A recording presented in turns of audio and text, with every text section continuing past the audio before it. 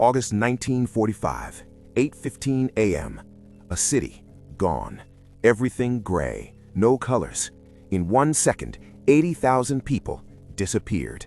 They didn't die. They vanished. Their bodies turned into dust, into smoke, into shadows on walls. The bomb was called Little Boy. Inside, 64 kilograms of uranium-235.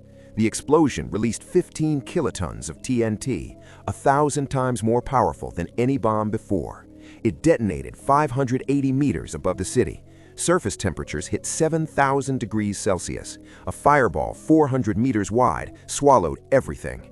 The question no one answers: what happened the next day? What happened to the people who thought they survived, but would live a life worse than dying in the explosion? On the morning of August 7, 1945, there was no morning in Hiroshima. There was no sunlight breaking through the dust. There were no streets, only ruins of concrete and steel, and between them, people walking like shadows. The survivors, known as hibakusha, rose from under the debris. Their bodies were covered in black dust, their skin burned and damaged, but they felt nothing. The pain had not started yet. Dr. Michihiko Hachiya, one of the few surviving physicians, wrote, "The hospital was full of wounded people, but they were not screaming." That day, people drank water from contaminated rivers. They ate food covered in radioactive dust. They breathed air still filled with invisible particles. They didn't know the real danger had not ended. It had just begun. After a few days, something strange began to happen. People who looked fine started getting sick. Hair began to fall out. Gums started bleeding. Purple spots spread across their skin. Vomiting and diarrhea wouldn't stop. Doctors were helpless. Medicine didn't work. Diagnoses made no sense.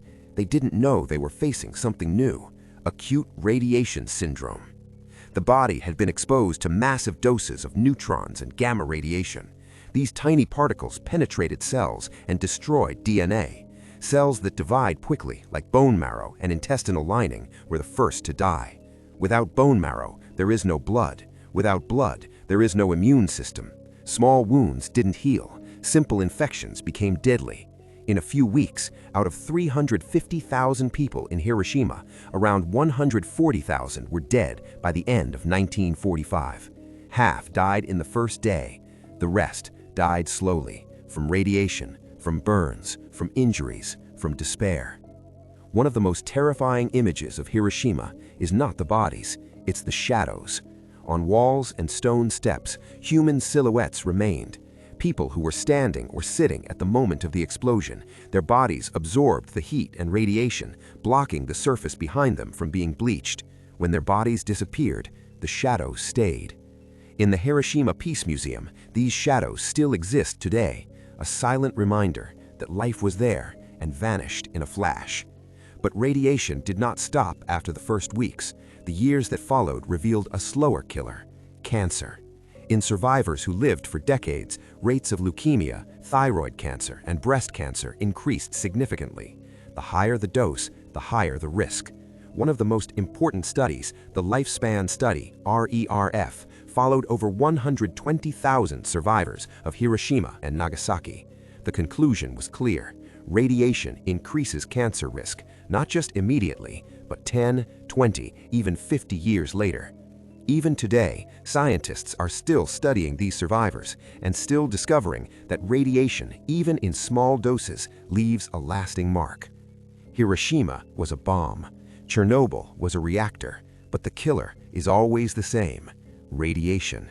It does not respect borders. It does not care about politics. And when we hear today about nuclear facilities like Natanz or Dimona and possible strikes, we must remember the real danger is not the explosion. It's what happens after. On the next day, people don't just die, they begin to die. If you want to understand how a reactor turns into a disaster, watch my Chernobyl video. And here is the question no one wants to answer: what if Natanz or Dimona is hit next? And subscribe for more. I'll see you in the next one.